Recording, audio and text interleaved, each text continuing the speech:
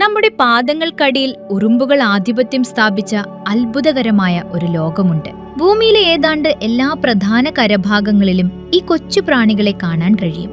മണ്ണിൽ മാളങ്ങൾ നിർമ്മിച്ചും മരച്ചില്ലകളിലേക്ക് പടർന്നു കയറിയും നമ്മുടെ വീടുകളിലൂടെ വരിവരിയായി സഞ്ചരിച്ചും ഇവർ തങ്ങളുടെ സാമ്രാജ്യം വികസിപ്പിക്കുന്നു.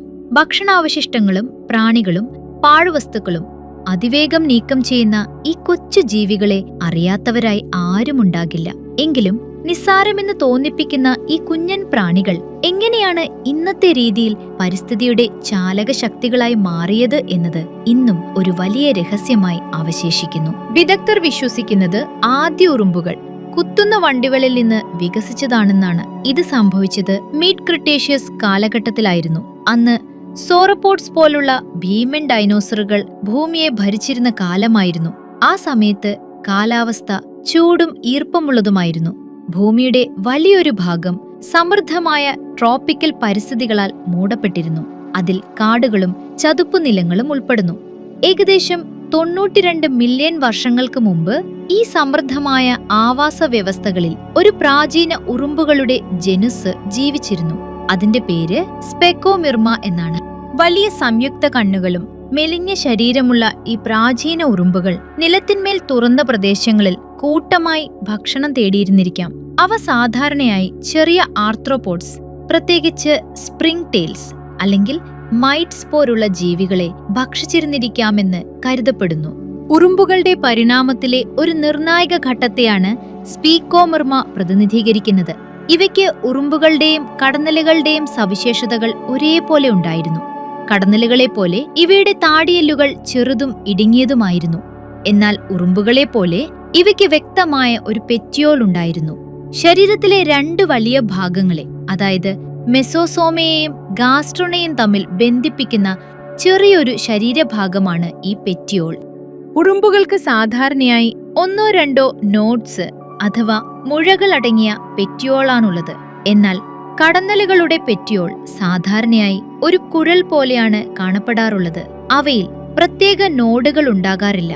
ശരീരത്തിലെ ഈ വഴക്കമുള്ള ഭാഗങ്ങളുള്ളതുകൊണ്ടാണ് ഉറുമ്പുകൾക്കും കടന്നലുകൾക്കും തങ്ങളുടെ ഉദരം മുൻപിലേക്ക് തിരിക്കാനും മറ്റ് ജീവികൾക്ക് നേരെ വിഷം തളിക്കാനോ കുത്താനോ സാധിക്കുന്നത്. സ്പെക്കോമിർമ വളരെ പുരാതനമാണെങ്കിലും ഇന്നത്തെ ആധുനിക ഉറുമ്പുകളെ പോലെ ഇവയ്ക്കും നോഡുകളോടുകൂടിയ പെറ്റിയോൾ ഉണ്ടായിരുന്നു. സ്പെക്കോമിർമ മിഡ് ക്രിട്ടേഷ്യസ് കാലഘട്ടത്തിൽ ജീവിച്ചിരുന്ന ഏക ഉറുമ്പിന് മാത്രമായിരുന്നില്ല. പക്ഷേ ഈ കാലഘട്ടത്തിൽ നിന്നുള്ള ഉറുമ്പുകളുടെ ഫോസിലുകൾ വളരെ അപൂർവമാണ്.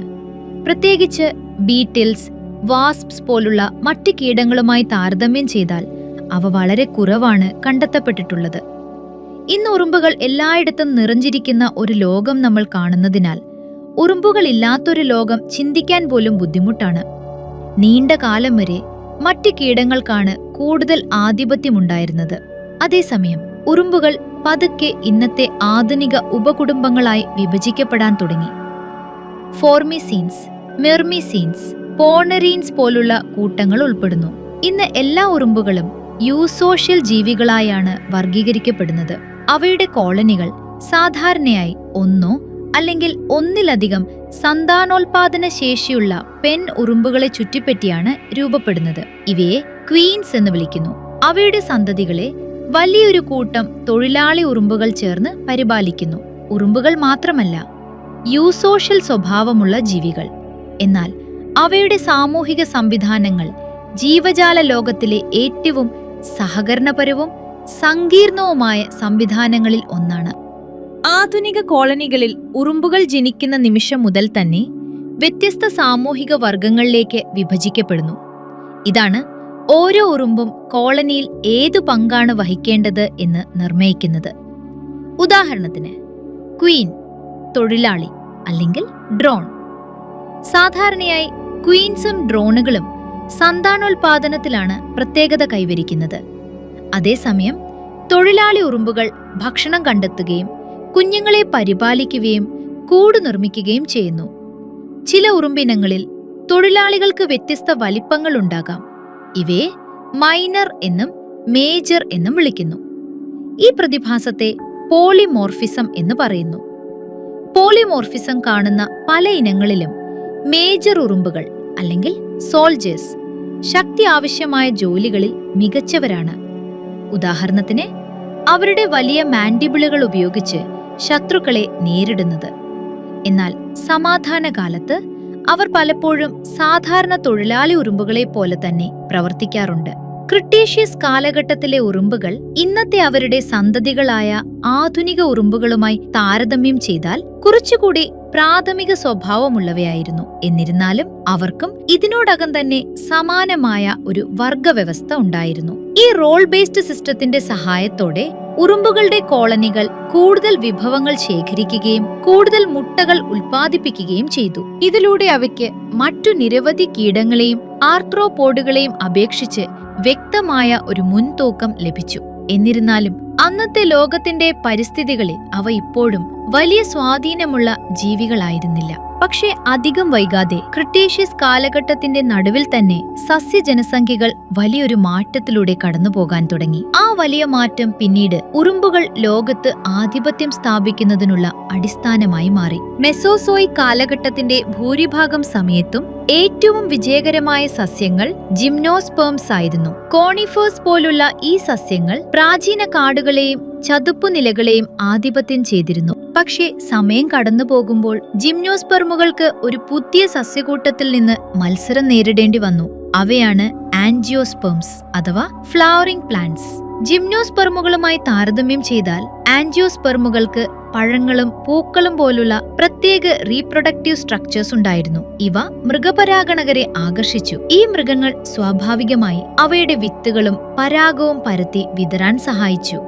ഈ വിതരണ രീതി കാരണം മിഡ് മുതൽ ലേറ്റ് ക്രിട്ടേഷ്യസ് കാലഘട്ടത്തിൽ ആൻജിയോസ്പെർമുകൾ അതിവേഗത്തിൽ വൈവിധ്യം നേടി. ഈ വലിയ പരിസ്ഥിതി മാറ്റത്തെ ആൻജിയോസ്പേം ടെറസ്ട്രിയൽ റെവല്യൂഷൻ അല്ലെങ്കിൽ ATR എന്ന് വിളിക്കുന്നു.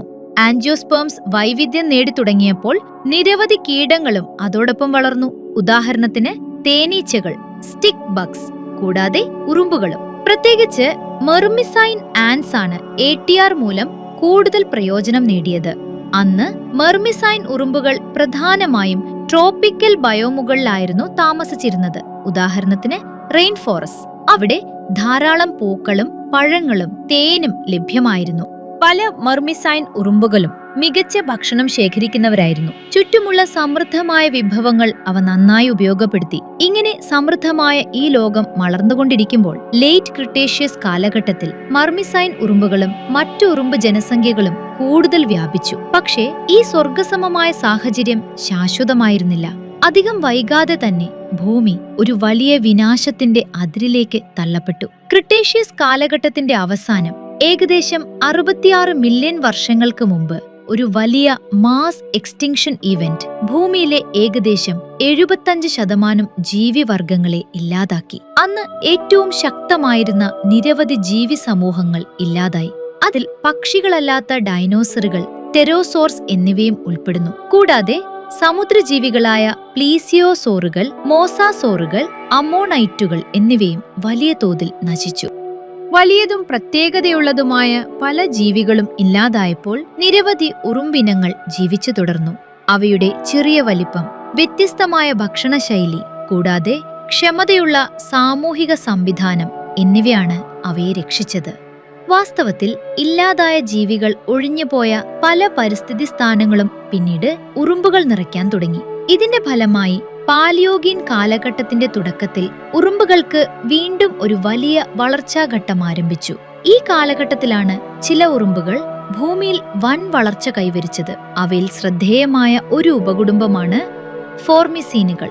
ഫോർമിസീൻ ഉറുമ്പുകളെ തിരിച്ചറിയാൻ സഹായിക്കുന്ന പ്രത്യേക ഘടന അവരുടെ വയറിന്റെ അറ്റത്ത് കാണപ്പെടുന്നു. അതിനെ ആസിഡോപോർ എന്നാണ് വിളിക്കുന്നത്. ഈ ആസിഡോപോർ ഉപയോഗിച്ച് അവർ ഫോർമിക് ആസിഡ് തളിച്ച് ശത്രുക്കളിൽ നിന്ന് സ്വയം രക്ഷപ്പെടുകയോ ഭക്ഷണത്തിനായി മത്സരിക്കുന്ന എതിരാളികളോട് പോരാടുകയോ ചെയ്യുന്നു. ഈ രാസാക്രമണത്തിന്റെ സഹായത്തോടെ ഫോർമിസീനുകൾ ലോകത്തിലെ രണ്ടാമത്തെ വലിയ ഉറുമ്പ് ഉപകുടുംബമായി വളർന്നു. ഇന്ന് ഫോർമിസിൻ ഉറുമ്പുകൾ അവരുടെ വിചിത്രമായ എഞ്ചിനീയറിംഗ് കഴിവുകൾ കൊണ്ടും അറിയപ്പെടുന്നു. ആഫ്രിക്ക, ഓസ്ട്രേലിയ, തെക്കുകിഴക്കൻ ഏഷ്യ എന്നീ പ്രദേശങ്ങളിൽ കാണപ്പെടുന്ന വീവർ ഉറുമ്പുകൾ കാടുകളുടെ ഉയർന്ന ഭാഗങ്ങളായ ഫോറസ്റ്റ് കാനോപ്പിയിൽ കയറിപ്പോയി വലിയതും വിചിത്രമായ രൂപത്തിലുള്ള കൂടുകൾ നിർമ്മിക്കുന്നു. അവ ഇലകൾ തമ്മിൽ ചേർത്തു തുന്നിയാണ് ഈ കൂടുകൾ നിർമ്മിക്കുന്നത്. അതിനവർ ഉപയോഗിക്കുന്നത് അവരുടെ ലാർവകൾ നിർമ്മിക്കുന്ന പട്ടുനൂലാണ്. ഒരു വീവർ ഉറുമ്പ് കോളനി പല കൂടുകൾ അടുത്തടുത്തായി നിർമ്മിക്കാറുണ്ട്. ഇതിലൂടെ ഒന്നിലധികം ക്വീൻസും ലക്ഷക്കണക്കിന് തൊഴിലാളികളും ഉൾപ്പെടുന്ന സങ്കീർണമായ ഒരു സാമൂഹിക നെറ്റ്വർക്ക് രൂപപ്പെടുന്നു. ഈ അത്ഭുതകരമായ ഉറുമ്പുകൾ ഏകദേശം 52 മില്യൺ വർഷങ്ങൾക്ക് മുമ്പാണ് ഭൂമിയിൽ ഉദയം ചെയ്തത്.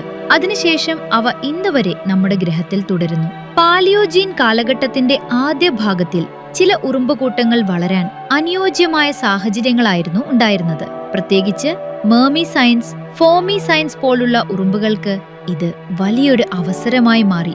അന്ന് കാലാവസ്ഥ ചൂടായിരുന്നു, കൂടാതെ അന്തരീക്ഷത്തിൽ കാർബൺ ഡയോക്സൈഡ് ധാരാളമായി ഉണ്ടായിരുന്നു.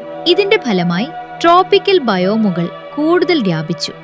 എന്നാൽ ഏകദേശം 49 മുതൽ 34 മില്യൺ വർഷങ്ങൾക്കിടയിൽ കാര്യങ്ങൾ മാറിത്തുടങ്ങി. കാലാവസ്ഥ പതുക്കെ തണുപ്പും വരൾച്ചയുമായി തുടങ്ങി. ഇതോടെ പ്രത്യേകിച്ച് ഉയർന്ന അക്ഷാംശങ്ങളിലുള്ള ട്രോപ്പിക്കൽ പരിസ്ഥിതികൾ വലിയ സമ്മർദ്ദം നേരിടാൻ തുടങ്ങി. മഴക്കാടുകളും ചതുപ്പുനിലകളും ക്രമേണ ചുരുങ്ങുകയും വിഭജിക്കപ്പെടുകയും ചെയ്തു. അതേസമയം കൂടുതൽ വരണ്ട വുഡ്ലാൻഡുകൾ, ഷ്രബ്ലാൻഡുകൾ പോലുള്ള ബയോമുകൾ അവയുടെ സ്ഥാനത്ത് വ്യാപിച്ചു. ഈ ക്രമേണ ഉണ്ടായ മാറ്റം നിരവധി ട്രോപ്പിക്കൽ സസ്യങ്ങളുടെയും മൃഗങ്ങളുടെയും ജനസംഖ്യയെ വലിയ രീതിയിൽ ബാധിച്ചു. എന്നാൽ ഉറുമ്പുകൾ വീണ്ടും ഒരിക്കൽ കൂടി തെളിയിച്ചു, ലോകം എന്ത് വെല്ലുവിളി മുന്നോട്ട് വച്ചാലും അവയ്ക്ക് അതിനെ അതിജീവിക്കാൻ കഴിയുമെന്ന്. ഇന്ന് ലോകത്തിലെ ഏറ്റവും വലിയ ഉറുമ്പ് കോളനി യൂറോപ്പിന്റെ തെക്കൻ തീരപ്രദേശത്താണ് സ്ഥിതി ചെയ്യുന്നത്. ഇത് സ്പെയിൻ, ഇറ്റലി, ഫ്രാൻസ്, പോർച്ചുഗൽ എന്നിവ ഉൾപ്പെടെ നിരവധി രാജ്യങ്ങളിലായി വ്യാപിച്ചിരിക്കുന്നു. എന്നാൽ ഈ മുഴുവൻ കോളനിയും ഒരു ആക്രമണ സ്വഭാവമുള്ള ഇനമായ ലൈൻ പിത്തീമ ഹ്യൂമിൽ എന്ന ഉറുമ്പുകളാണ് രൂപപ്പെടുത്തിയിരിക്കുന്നത്. ഇവയെ സാധാരണയായി അർജന്റൈൻ ഉറുമ്പുകൾ എന്നും വിളിക്കുന്നു. ഏകദേശം 6000 കിലോമീറ്ററോളം വ്യാപിച്ചു കിടക്കുന്ന ഈ സൂപ്പർ കോളനിയിൽ ബില്യൺ കണക്കിന് തൊഴിലാളി ഉറുമ്പുകൾ ഉണ്ടാകാം. ഇവ ഒട്ടുമിക്കവരും ചേർന്ന് വളരെ സങ്കീർണമായ കൂടുകളുടെ നെറ്റ്വർക്കും ഭക്ഷണം ശേഖരിക്കുന്ന പാതകളും നിലനിർത്തുന്നു. പാലിയോജിൻ കാലഘട്ടത്തിൽ ഉറുമ്പ് കോളനികൾ ഇത്രയും വലുതായിരുന്നില്ല. എന്നാൽ അവ പതുക്കെ കൂടുതൽ സങ്കീർണമായി തുടങ്ങി. ഉദാഹരണത്തിന്, ചില ഉറുമ്പുകൾ ഫംഗസ് വളർത്തുന്ന കഴിവ് വികസിപ്പിച്ചു. ഈ പ്രത്യേക ഉറുമ്പ് കൂട്ടത്തെ അറ്റിനി ഗോത്രം എന്നാണ് വിളിക്കുന്നത്. ആദ്യകാല അറ്റിനി ഉറുമ്പുകൾ കാടുകളിൽ കിടക്കുന്ന ചീഞ്ഞ ഇലകൾ അല്ലെങ്കിൽ കീടമാലിന്യം പോലുള്ള വസ്തുക്കളിൽ ഫംഗസ് വളർത്തിയാണ് അവരുടെ കൃഷി ആരംഭിച്ചത്. കാലക്രമേണ ഈ ബന്ധം പരസ്പര ആശ്രിതമായ ഒരു ബന്ധമായി മാറി. ഫംഗസുകൾക്ക് സ്വതന്ത്രമായി ജീവിക്കാൻ വേണ്ട ചില ജനിതക കഴിവുകൾ നഷ്ടപ്പെട്ടു. അതിനാൽ അവ പോഷകങ്ങളും സംരക്ഷണവും നേടാൻ ഉറുമ്പുകളെ ആശ്രയിക്കേണ്ടി വന്നു. അതേസമയം ഉറുമ്പുകൾ അവരുടെ പ്രധാന ഭക്ഷണ ഉറവിടമായി ഫംഗസിനെ ആശ്രയിച്ചു. അവസാനം ചില ഉറുമ്പുകൾ ചില സസ്യ ഇനങ്ങളുമായി മ്യൂച്വലിസ്റ്റിക് റിലേഷൻഷിപ്സ് രൂപപ്പെടുത്തി. ഇന്ന് ഈ സസ്യങ്ങളെ മർമെക്കോഫൈറ്റ്സ് എന്ന് വിളിക്കുന്നു. ഈ സസ്യങ്ങൾ ഉറുമ്പ് കോളനികൾക്ക് ഭക്ഷണവും ആശ്രയവും നൽകുന്നു. അതിന് മറുപടിയായി ഉറുമ്പുകൾ അവരുടെ സസ്യങ്ങളെ അപകടകരമായ കീടങ്ങളിൽ നിന്ന് സംരക്ഷിക്കുന്നു. ഉദാഹരണത്തിന് പുഴുക്കൾ, ബീറ്റിൽസ് എന്നിവയിൽ നിന്ന്. ഇന്നത്തെ കാലഘട്ടത്തിലേക്ക് എത്തുന്നതിനു മുമ്പ് ഉറുമ്പുകൾക്ക് ഇനിയും ചില വലിയ വെല്ലുവിളികൾ നേരിടേണ്ടി വന്നു. ലൈസ്റ്റോസീൻ കാലഘട്ടത്തിലെ ആവർത്തിച്ചുണ്ടായ ഹിമയുഗങ്ങളിലുണ്ടായ തണുത്ത കാലങ്ങൾ ട്രോപ്പിക്കൽ ആവാസ വ്യവസ്ഥകളെ കൂടുതൽ വിഭജിച്ചു. അതേസമയം സമശീതോഷ്ണ പ്രദേശങ്ങൾ വ്യാപിച്ചു വളർന്ന ഹിമപാളികളാൽ നേരിട്ട് ബാധിക്കപ്പെട്ടു. കൂടാതെ ഹോമിനിനുകളുടെ ഉയർച്ച, പ്രത്യേകിച്ച് ആദ്യകാല മനുഷ്യർ, പരിസ്ഥിതിയിൽ പുതിയ സമ്മർദ്ദങ്ങൾ സൃഷ്ടിച്ചു. ഇത് ഉറുമ്പുകളെയും അവയുടെ നിരവധി ഇരകളെയും വേട്ടക്കാരെയും ബാധിച്ചു. ആദ്യകാല മനുഷ്യർ വേട്ടയാടലും തീയുടെ ഉപയോഗവും വഴി ഭൂപ്രകൃതിയെ മാറ്റി. പിന്നീട് കൃഷിയും വലിയ മാറ്റങ്ങൾ സൃഷ്ടിച്ചു. ഈ എല്ലാ വെല്ലുവിളികൾ ഉണ്ടായിട്ടും ഉറുമ്പുകൾ വീണ്ടും ഒരു കാര്യമാണ് തെളിയിച്ചത്: മറ്റ് ജീവികളോടൊപ്പം ചേർന്ന് സാഹചര്യങ്ങൾക്കനുസരിച്ച് അഭിപ്രായപ്പെടാനും ജീവിച്ചു നിലനിൽക്കാനും അവയ്ക്ക് അതിശയകരമായ കഴിവുണ്ട്. വാസ്തവത്തിൽ ഇന്നത്തെ ഉറുമ്പുകൾ മനുഷ്യ സമൂഹത്തിന്റെ തന്നെ ഒരു ഭാഗമായി മാറിയിട്ടുണ്ട്. അവ നമ്മുടെ കീടങ്ങളെ നിയന്ത്രിക്കാനും നമ്മുടെ മാലിന്യങ്ങൾ ഉപയോഗിച്ച് നീക്കാനും കൂടാതെ നമ്മുടെ ഭൂപ്രകൃതികളെ ആരോഗ്യകരവും പച്ചപ്പുള്ളതുമായി നിലനിർത്താനും സഹായിക്കുന്നു. ഉറുമ്പുകൾ ചെറുതും അധികം ശ്രദ്ധിക്കപ്പെടാത്തതുമായ ജീവികളായിരിക്കാം. പക്ഷേ നമ്മുടെ ഗ്രഹത്തിൽ ഇത്രയും വലിയ സ്വാധീനം ചെലുത്തിയ ജീവികളുടെ കൂട്ടങ്ങൾ വളരെ കുറവാണ്. മട്ടിക്കീടങ്ങളുടെ നിഴലിൽ ജീവിച്ചിരുന്നവ. എന്നാൽ കാലം കടന്നു പോകുമ്പോൾ അവ പരിസ്ഥിതിയോട് പൊരുത്തപ്പെട്ടു, പുതിയ വഴികൾ കണ്ടെത്തി, എല്ലാത്തരം വെല്ലുവിളികളെയും മറികടന്ന് തുടർന്നു നിലനിന്നു. ഇങ്ങനെ അവർ പോയിടത്തെല്ലാം അവരുടെ സ്വാധീനം വ്യാപിപ്പിക്കുകയും പരിസ്ഥിതികളെ മാറ്റുകയും ചെയ്തു. ഉറുമ്പുകളുടെ ചരിത്രം ഒരു സാധാരണ പരിണാമകഥ മാത്രമല്ല. ചിലപ്പോൾ ലോകത്തെ മാറ്റാൻ ഏറ്റവും ചെറുതായ കാര്യങ്ങൾ പോലും മതിയെന്നുള്ള ശക്തമായ ഒരു ഓർമ്മപ്പെടുത്തലാണ് അത്.